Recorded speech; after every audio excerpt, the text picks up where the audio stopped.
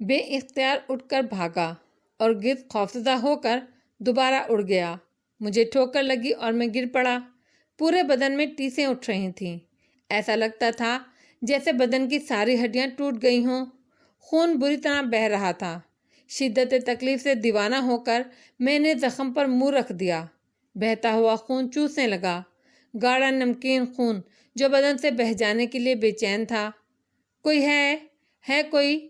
میری مدد کرو، میں مر رہا ہوں، میری مدد کرو، میں نے آواز لگائی۔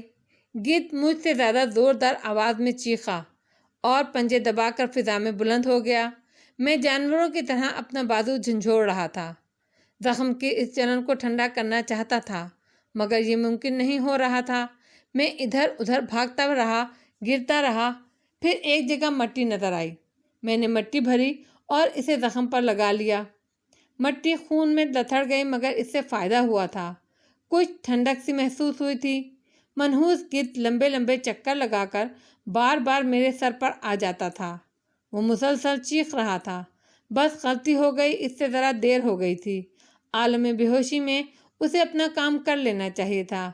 جگہ کے غلط انتخاب میں غلطی ہوئی، اس سے آنکھوں پر چونچ مارنا چاہیے تھی یا پیٹ پر حملہ کرنا چاہیے تھا۔ وہ بے چین تھا، میرے گر جانے کا انتظار کر رہا تھا۔ خون رک گیا، میں مسلسل کرہ رہا تھا، بار بار چکرا رہا تھا۔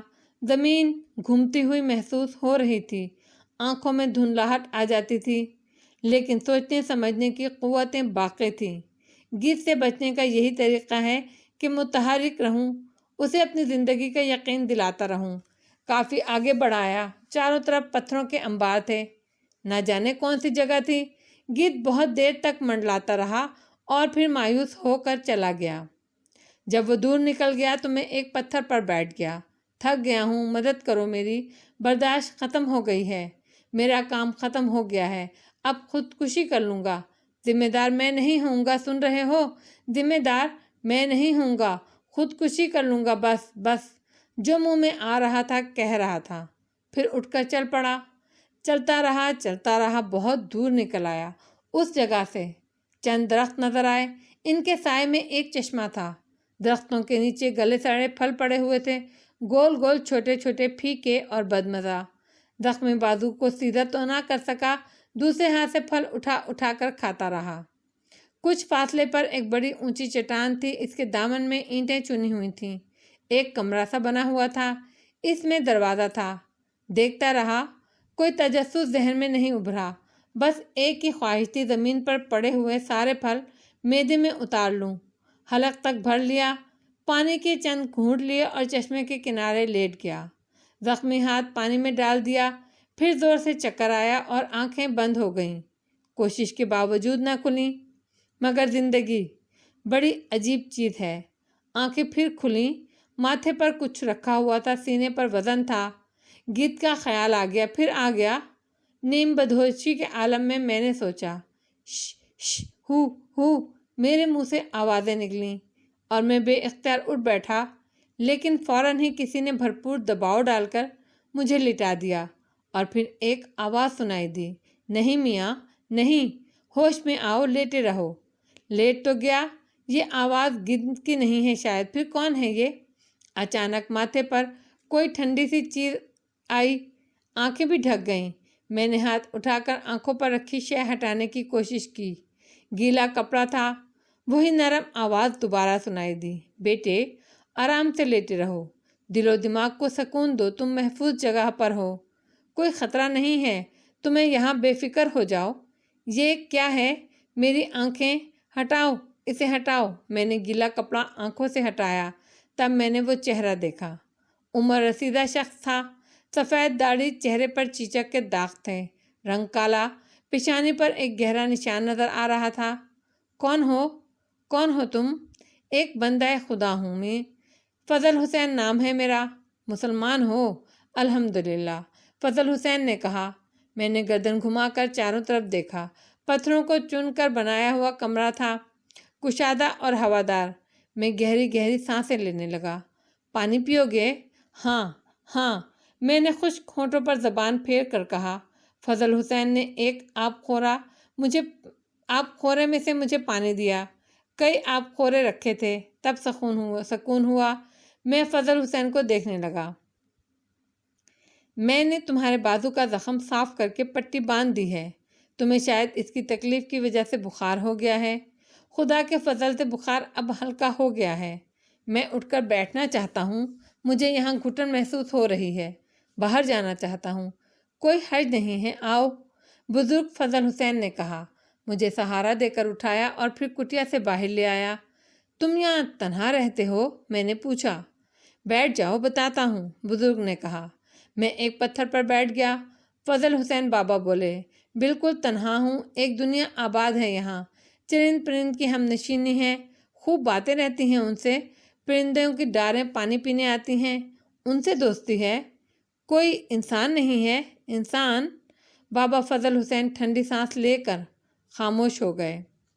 कोई नहीं है? क्यों नहीं?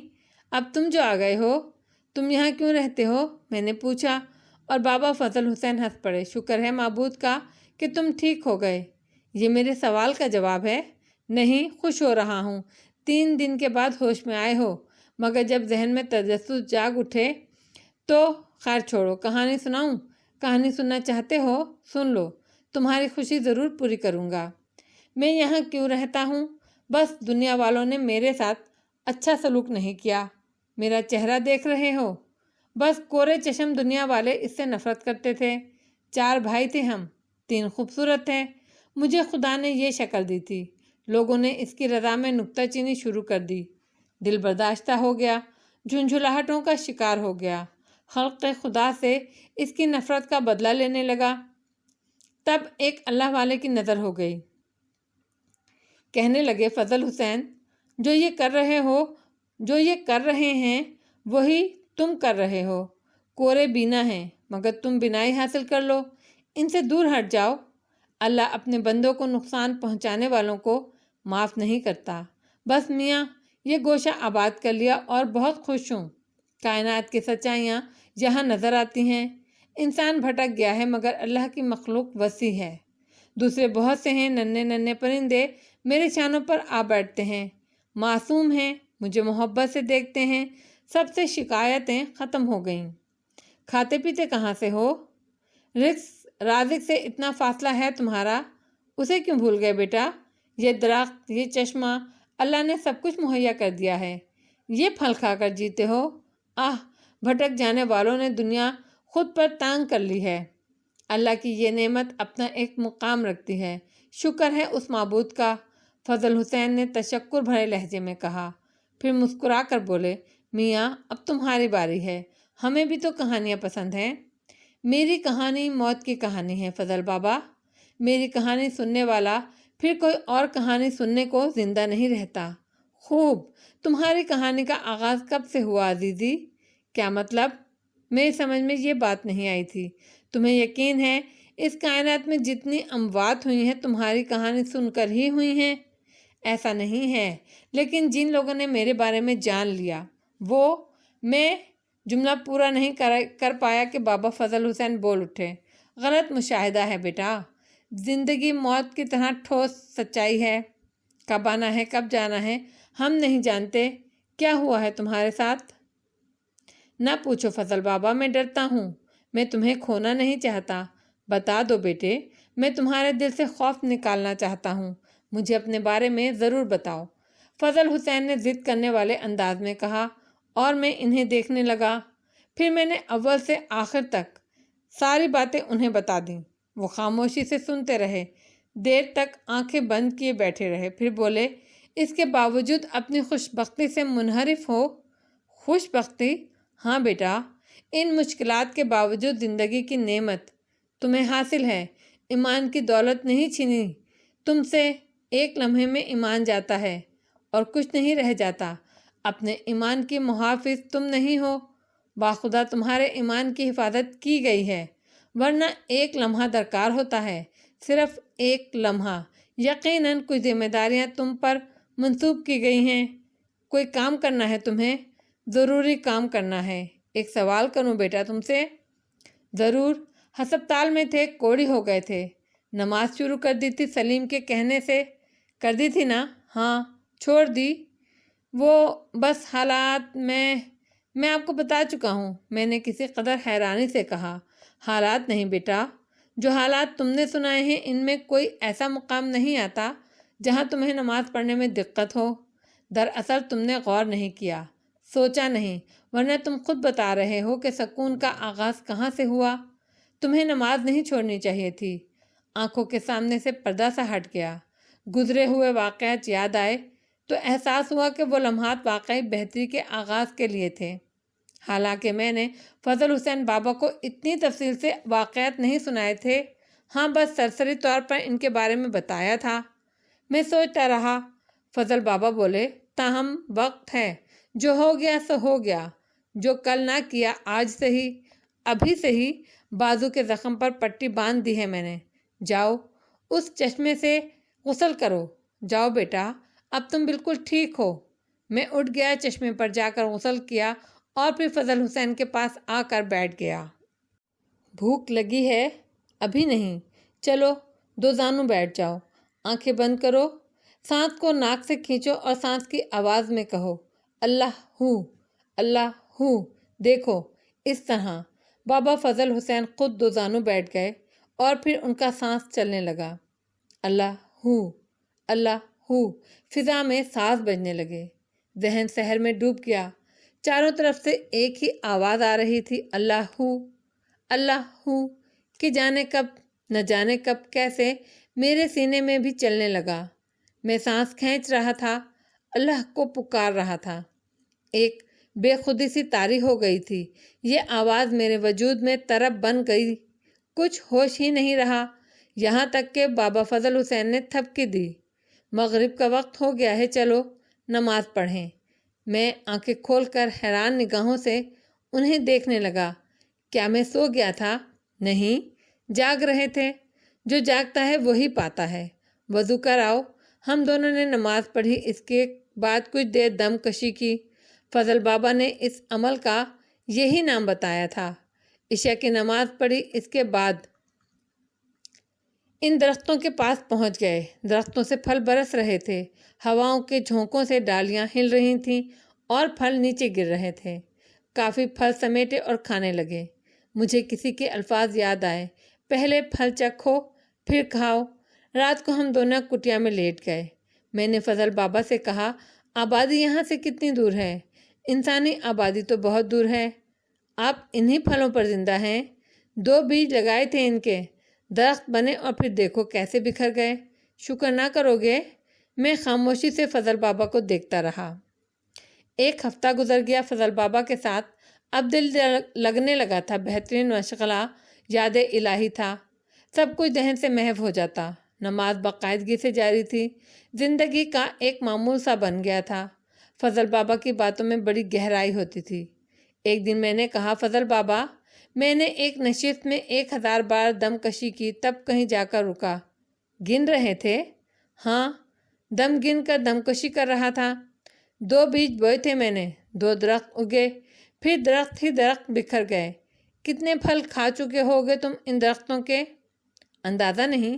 واہ میاں مسعود، خوب، اس کا مال بے حساب کھاؤ اور یاد نہ رکھو، اور اس کا نام گن گن کر لو، اپنا حساب خود خوب یاد رکھو۔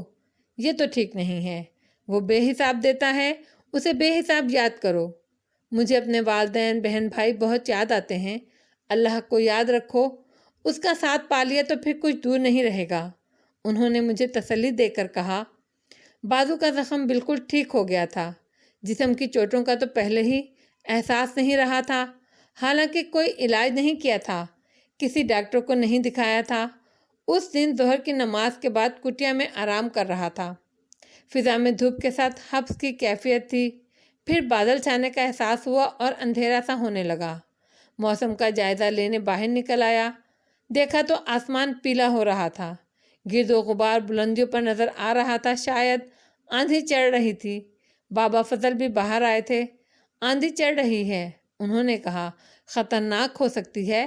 میں نے کہا۔ فضل بابا نے کوئی جواب نہیں دیا، وہ کسی سوچ میں ڈوبے نظر آ رہے تھے۔ پھر نہ جانے کیا سوچ کر اپنی جگہ سے اٹھے، پتھر کا ایک ٹکڑا اٹھایا اور زمین پر ایک گہری لکیر بنا دی۔ پھر کھڑے ہو کر کچھ پڑھتے رہے۔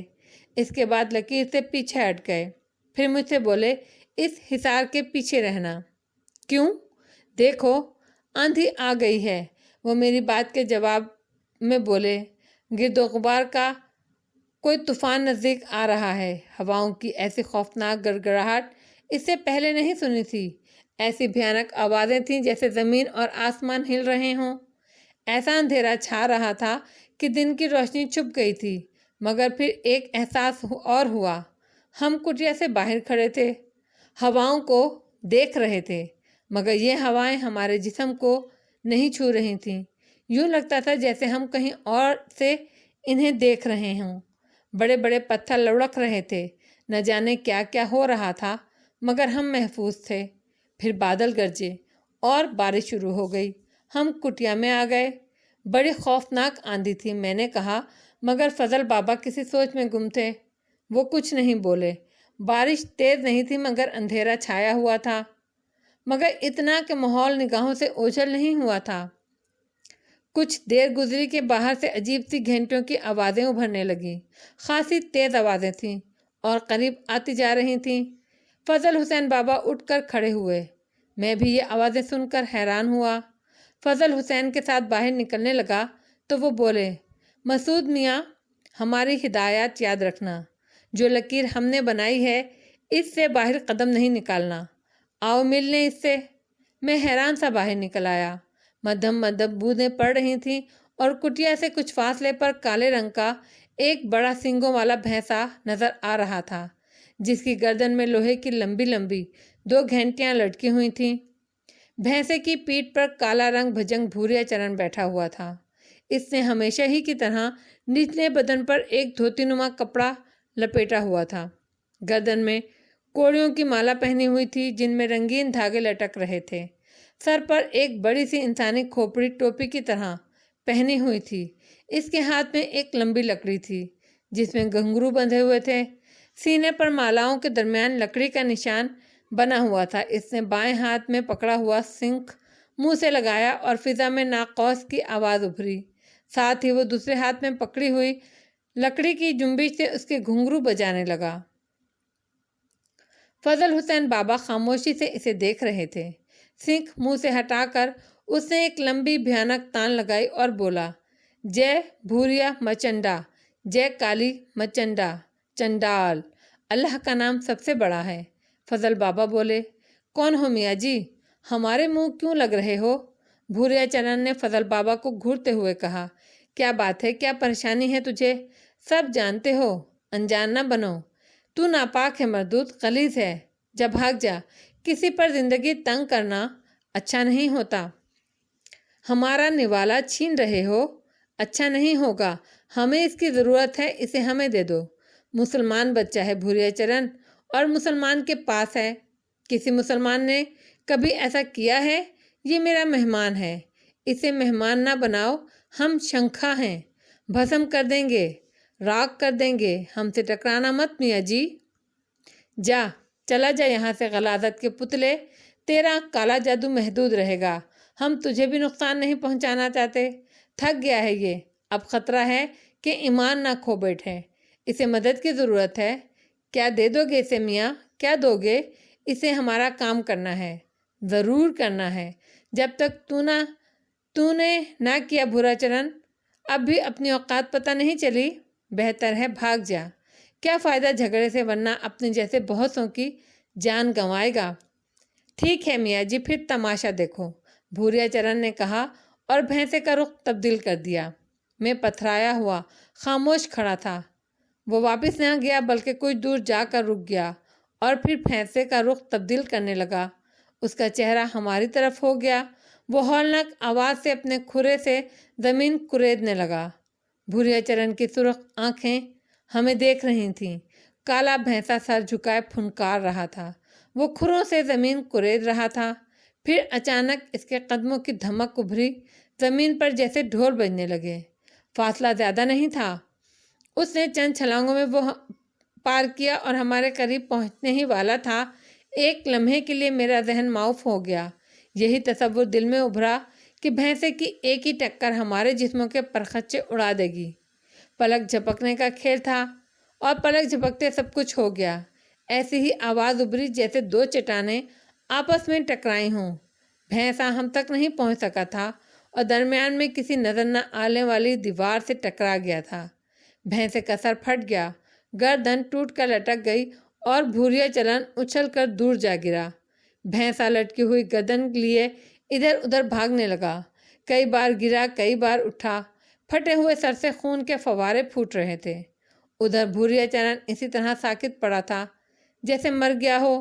भैंसा आखिरी बार गिरा तो फिर नहीं उठ सका, लेकिन उसका लंबा चौड़ा बदन किसी फुरकनी की तरह सन्नाटे से ज़मीन पर घूमने लगा। आपने मुमकिन है कभी मक्खी को देखा हो जो उल्टी हो जाती है और फिर चूंकि वो बदन का कोई हिस्सा ज़मीन पर टिका कर उठने की सलाहियत नहीं रखती, इसलिए बदन की पूरी क़ुव्वत से फुरकनी की तरह घूमती है ताकि सीधी हो जाए। यही कैफियत इस वक्त भैंसे के कवी हैकल बदन की थी। इसके बदन के घूमने से बड़ी भयानक आवाज़ पैदा हो रही थी, मगर दूसरा हैरतनाक मंजर यह था कि इस तरह इसका हजम छोटा होता जा रहा था और ज़्यादा देर नहीं गुजरी वो 1 फीट से ज़्यादा का ना रह गया था। तब वो रुका, इसकी हैयत बदल गई और फिर अचानक मैंने उसे एक चील जैसे परिंदे की शक्ल इख्तियार करते देखा। वो 2 पैरों पर उठने की कोशिश कर रहा था। 2-3 बार गिरा और फिर एक किरिया चीख मार कर फिजा में बुलंद हो गया। कोई 5 फीट ऊंचा उठकर वो ज़मीन पर गिरा, मगर तीसरी कोशिश के बाद वो परवाज़ करने में कामयाब हो गया। भूरिया चरण इसी तरह साकित पड़ा हुआ था। देर के बाद मेरे हवास बहाल हुए। मैंने बाबा फजल हुसैन को देखा। होंठ हिल रहे थे इनके, जैसे कुछ पढ़ रहे हों। मेरे मुंह से बेइख्तियार निकला, मर गया वो। मेरे बदन को जंबिश हुई तो शायद बाबा फजल हुसैन समझे मैं भूरिया चरण को करीब से देखने जा रहा हूँ। उनके मुंह से तेज आवाज़ निकली, मैं साकित हो गया। बाबा फजल हुसैन पढ़ते रहे, फिर बोले, मक्कारी कर रहा है कमीना। इनके मुंह से ये अल्फाज निकले ही थे कि भूरिया चरण उठकर खड़ा हुआ। वो बुरी तरह उछल कूद करने लगा और एक तरफ बढ़ा, दोनों हाथों से कुछ टटोलने लगा। साफ जाहिर हो रहा था इसके हाथ किसी ठोस चीज़ से टकरा रहे हैं और वो इसके दूसरी तरफ आना चाहता है, मगर नज़र कुछ नहीं आ रहा था। भूरिया चरण रुक कर हमें घूरता रहा, फिर इसने सांस खींचना शुरू कर दिया। इसके मुंह से हू हू की भयानक आवाज़ें निकल रही थीं और हर आवाज़ के साथ इसका कद बढ़ता जा रहा था। वो कोई 10 फीट लंबा हो गया और फिर चौड़ाई में फैलने लगा। खौफनाक आवाज़ें मुसलसल इसके मुंह से निकल रही थीं। कुछ ही देर में वो एक भयानक अफरियत की शक्ल इख्तियार कर गया था। उसका मुख्तसर लिबास चीथड़े में बदल गया। यह हुजूम हासिल करके वो एक बार फिर हमारी तरफ बढ़ा और फिर दोनों हाथों की ताकत से उस दीवार को ढाने की कोशिश करने लगा जो उसे हम तक पहुंचने से रोक रही थी। कोई शंखा इस रुकावट को नहीं तोड़ सकता भूरिया, तू कोशिश कर करके मर जाएगा, बाबा फजल हुसैन ने चहकती हुई आवाज़ में कहा। भूरिया चरण भयानक चीखें मार मार कर दीवार से जोर आजमाई करता रहा, फिर दीवानावार इधर से उधर दौड़ने लगा। अचानक उसे दरख्त नज़र आया और वो इनके करीब पहुंच गया। आह! एक के बाद एक भयानक मंजर नज़र आ रहा था, मगर मैं ऐसे लातादाद मंजरों से गुजर चुका था तो दिल साथ नहीं दे पाता था। अगर ना दे पाता तो उसकी हरकत बंद हो जाती। मैंने देखा भूरिया चरण ने दरख्त के तने से हाथ लपेटे और इसे उखाड़ कर फेंक दिया। फिर दूसरे और तीसरे दरख्त के साथ भी उसने यही किया। फिर सारे दरख्त इसी तरह उखाड़ फेंके। बाबा फजल हुसैन ने कहा, हाँ शंखा, एक शंखा ये कर सकता है। भूरिया चरण ने घूर कर उन्हें देखा और फिर पानी के चश्मे के करीब पहुंच गया। मैंने इस इंसान नुमा देव को दोनों हाथों और घुटनों के बल बैठते हुए देखा। इसने मुंह पानी में डाल दिया और चश्मे का पानी ख़त्म होने लगा, मगर इसमें इसे कामयाबी नहीं हुई। उसने कई बार चश्मा खाली किया, मगर चश्मे में मज़ीद पानी फूट आता। चश्मा दोबारा भर जाता। थोड़ी देर के बाद ये अंदाज़ा होने लगा कि भूरिया चरण अपने आप को इस कोशिश में नाकाम महसूस कर रहा है। वो थक कर खड़ा हो गया। फिर अचानक इसने पानी के चश्मे में थूक दिया। बाबा फजल हुसैन के मुंह से निकला, लानत हो तुझ पर, लानत, लानत है तुझ पर नापाक। अब बिलाशुबा तू कामयाबी हासिल कर लेगा। یہ کہہ کر بابا فضل حسین خاموش ہو گئے۔ بھوریا چرن زمین پر الٹا لیٹ گیا اور رفتہ رفتہ اس کی جسامت کم ہونے لگی۔ کچھ ہی دیر میں وہ اپنی پہلی حالت میں واپس آ گیا، لیکن اب وہ بے لباس تھا، کیونکہ لباس تو پہلے ہی حجم بڑا ہونے کی وجہ سے اس کے جسم سے جدا ہو گیا تھا۔ اس نے زمین پر سے پتھر کا ایک ٹکڑا اٹھایا، ایک تکون بنایا اور اس کے بیچ پالتی مار کر بیٹھ گیا۔ ہم سے کوئی 8 فٹ کا فاصلہ تھا اس کا۔ اس نے ہم دونوں کو گھورتے ہوئے کہا، ٹھیک ہے میاں جی، ہماری تمہاری خوب چلے گی، مگر چھپ کر بیٹھ گئے ہو بزدلوں کی طرح، ذرا باہر نکل آؤ، 2 ہاتھ ہو جائیں۔ بابا فضل حسین ہنس پڑے، پھر انہوں نے کہا، حکم نہیں ہے بھوریا، ورنہ تجھ سے بات کرتے۔ ٹھیک ہے، اب نہ یہ پھل تمہیں ملیں گے، نہ ہی پانی، بھوکے پیاسے بیٹھے رہو، دیکھوں میں بھی کہ کب تک بیٹھتے ہو، بھوک سے مرو گے تو باہر نکلو گے۔ وہی بات ہے بھوریا چرن کہ شریف اپنی شرافت سے مرتا ہے اور ذلیل یہ سمجھتا ہے کہ شریف اس سے ڈر گیا ہے۔ ٹھیک ہے، یہ بھی دیکھ لیں گے۔ چلو میاں، یہ باولا کتا تو دانت مار کر خاموش ہو گیا، اپنا وقت کیوں ضائع کرتے ہو، آرام کرو۔ بابا فضل حسین میرا ہاتھ پکڑتے ہوئے اپنے جھونپڑی نما حصے میں داخل ہو گئے۔ میرا دل لرز رہا تھا، بدن پر کپ کپی طاری تھی۔ وہ میرے شانے پر ہاتھ رکھ کر تسلی دینے والے انداز میں بولے، اطمینان سے آرام کرو، اگر ان ناپاک قوتوں کو ایسی ہی طاقت مل جائے تو دنیا کا سکون غارت ہو جائے۔ یہ کالے جادو کے ماہر اپنے جنتر منتر سے بے شک ناپاک قوتیں حاصل کر لیتے ہیں، لیکن میاں، اللہ کی مخلوق، اللہ کی تخلیق کائنات ہے، اللہ کا نام سب سے بڑا ہے۔ شیطان کو طاقت دی گئی ہے اور شیطان اپنی طاقت آزماتا پھرتا ہے، لیکن بس محدود ہے وہ، اس سے آگے اس کے راستے بند ہیں۔ آؤ، آرام کرو۔ صحیح کا وقت کا اندازہ نہیں ہو پا رہا تھا۔ یہ سارا بھیانک ڈرامہ نہ جانے کتنی دیر جاری رہا تھا۔ اب چاروں طرف تاریکی پھیلی ہوئی تھی۔ میں سیدھا لیٹ گیا۔ اندر کھانے پینے کا جو سامان موجود تھا، رات کو کھانے کے طور پر استعمال کیا۔ میں نے بڑی مشکل سے تھوڑا بہت کھایا۔ دل پر خوف و دہشت طاری تھی۔ باہر بھوریا چرن علل اعلان موجود ہے اور ہمیں بھوکا مارنے کی فکر میں کمبخت نے سارے درخت تباہ کر دیے، چشمہ غلیظ کر دیا۔ اب اس کا پانی کسی بھی طور پینے کے قابل نہیں رہ گیا تھا۔ آنے والے وقت اپنی آواز میں بتا رہا تھا کہ کیا لمحات آنے والے ہیں۔ بابا فضل حسین جائے نماز بچھا کر عبادت میں مصروف ہو گئے۔ عشاء کی نماز میں نے بھی پڑھی اور اس کے بعد پھر میں دراز ہو گیا۔ دل چاہ رہا تھا باہر نکل کر دیکھوں کہ بھوریا چرن کی کوئی نئی کارروائی تو نہیں ہوئی، کیا پینترے تو نہیں بدل رہا، مگر اس میں کیا وہ کامیاب ہو سکے گا؟ ایک بار پھر دل کو ڈھارس ہو رہی تھی، یوں لگ رہا تھا جیسے میری داد رسی کی جا رہی ہو، لیکن بہت زیادہ پر امید نہیں تھا۔ نہ جانے کس وقت نیند آ گئی۔ جاگا تو دن چڑھا ہوا تھا، دھوپ خوب پھیل گئی تھی۔ بابا صاحب ایک گوشے میں بیٹھے ہوئے تھے۔ میں نے کہا، بھوریا چرن موجود ہے؟ ہاں، کتا تاک لگائے بیٹھا ہوا ہے۔ اب کیا ہوگا بابا صاحب؟ کچھ نہیں میاں، وقت خود فیصلے کرے گا، میں نہیں جانتا اب کیا ہوگا۔ باہر نکل کر دیکھ سکتا ہوں میں اسے؟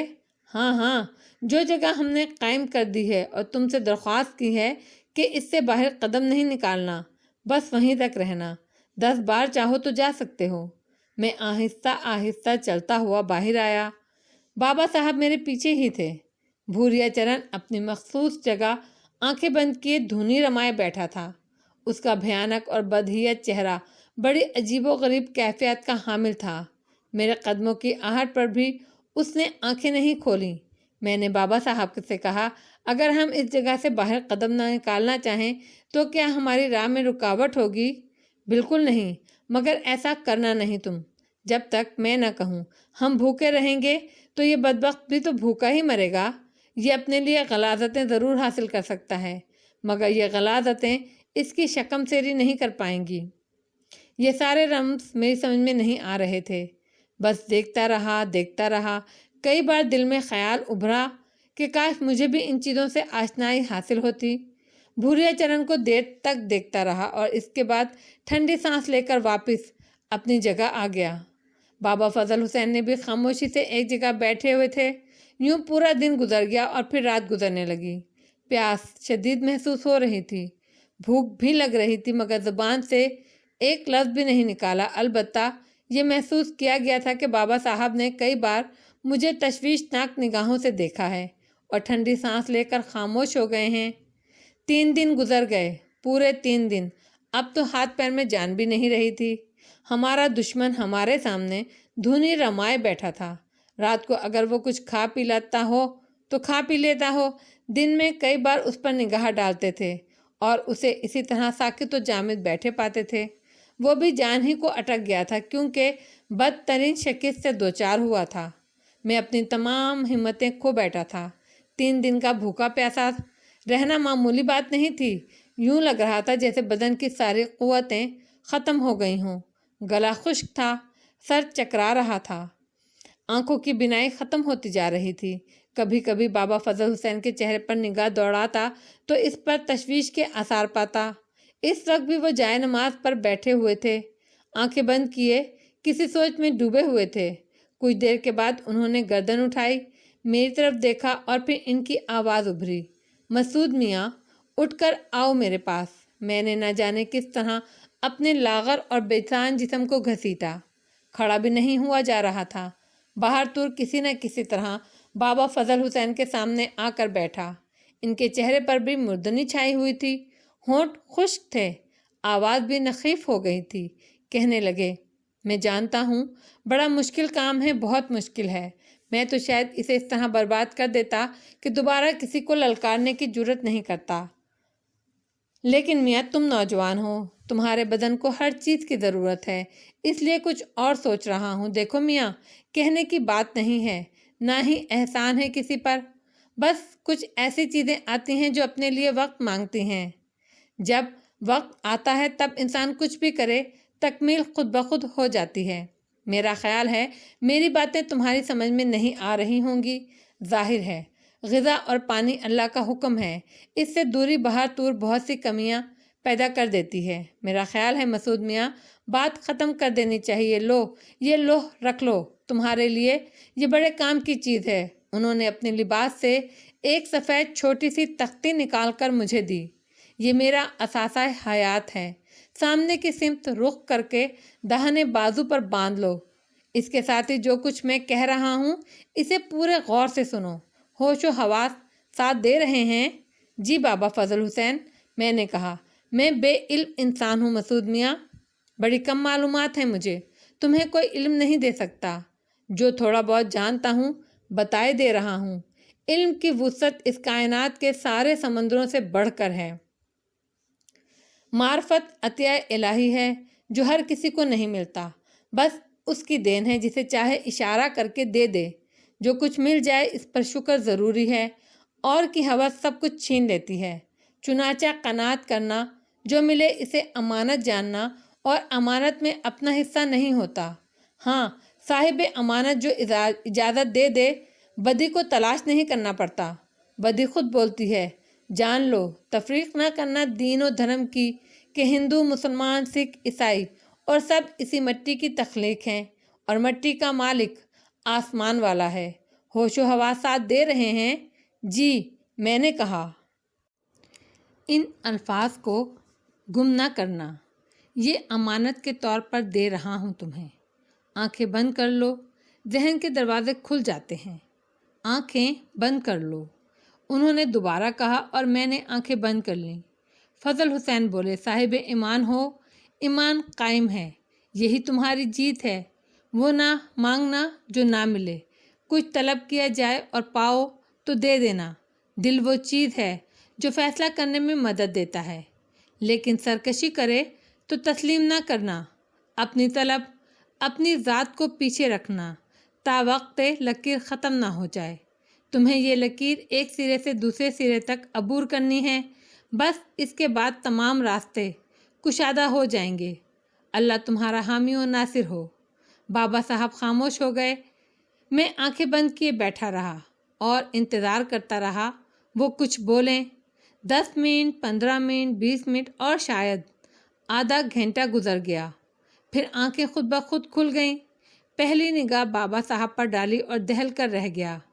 وہ کروٹ کے بڑھ لیٹے تھے، آنکھیں بے نور تھیں اور بدن ساکت، گھبرا کر نبضیں ٹٹولیں، مگر جسم سے روح کا رشتہ منقطع ہو چکا تھا۔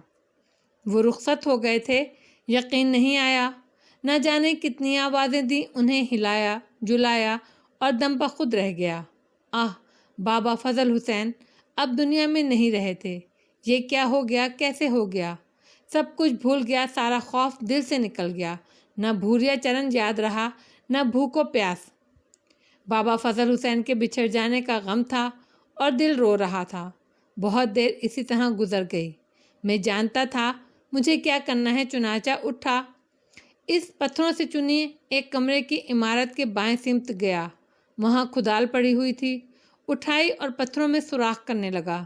میری کھدال نے چٹانیں شق کر دیں اور میں نے رکے بغیر ایک گہرا گڑھا تیار کر لیا۔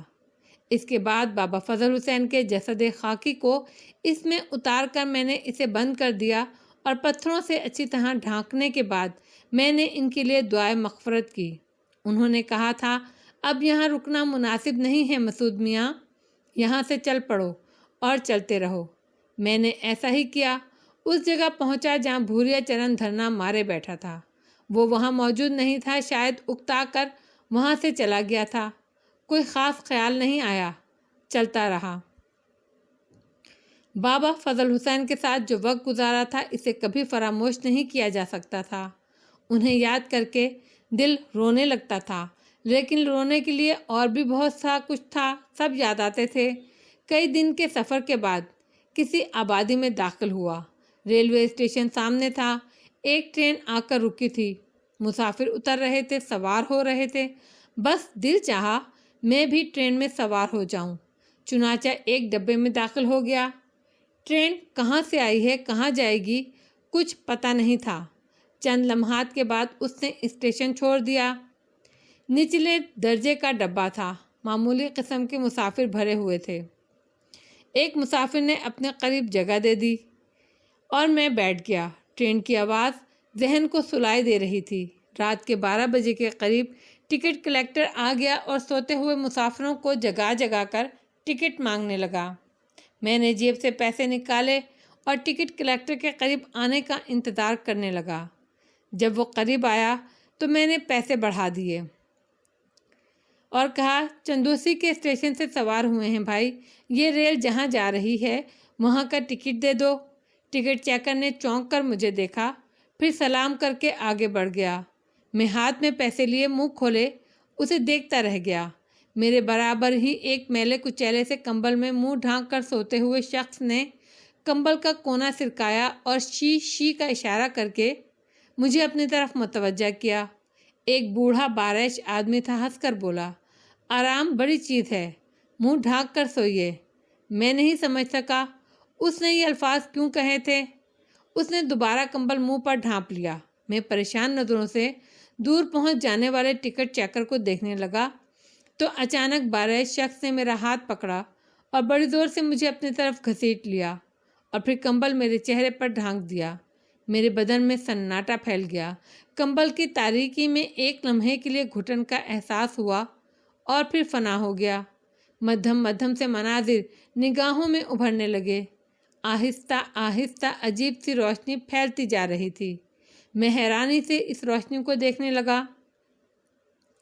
ایک شخص ہاتھ میں جھاڑو لیے آتا ہوا دکھا اور پھر مجھ سے کچھ فاصلے پر رک کر اس نے جھاڑو دینا شروع کر دی۔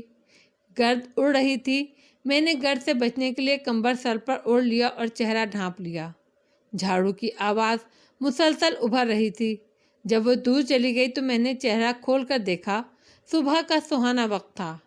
کافی فاصلے پر لال رنگ کی پتھروں سے بنی ایک عمارت نظر آ رہی تھی، غالباً مسجد تھی۔ اس کی سیڑھیوں سے نمازی نماز پڑھ کر نیچے اتر رہے تھے۔ دماغ کو ایک جھٹکا سا لگا۔ چونک کر چاروں طرف دیکھا، نہ ٹرین تھی، نہ ٹرین کے مسافر اور نہ ہی وہ کمبل پوش مسافر، لیکن کمبل میرے پاس تھا اور 100% وہی تھا جس میں مجھے چھپایا گیا تھا۔ دل کو احساس ہوا جیسے میرے پاس کائنات کی ساری دولت آ گئی ہو، مگر حیرانی اپنی جگہ تھی کہ یہ سب کیا ہے۔ ہوش و حواس کے عالم میں ریل میں بیٹھا تھا اور سب کچھ غائب ہو گیا۔ یہ کون سی جگہ ہے؟ اور آنکھیں پھاڑ پھاڑ کر چاروں طرف دیکھنے لگا۔ زیادہ دیر نہیں گزری تھی کہ دور سے ایک گھوڑا گاڑی آتی نظر آئی جو اسی سمت آ رہی تھی۔ میرے قریب سے گزر کر وہ مسجد کے سامنے رک گئی۔ اس سے کچھ لوگ نیچے اترے اور کچھ سامان اتارنے لگے۔ پھر کچھ خواتین گھوڑا گاڑی سے نیچے اتریں، قیمتی لباس پہنے ہوئے تھیں۔ دیکھتے ہی دیکھتے آس پاس سے بہت سے گدری برادر مرد عورتیں گھوڑا گاڑی کے آس پاس آ گئے اور ہنگامہ آرائی ہونے لگی۔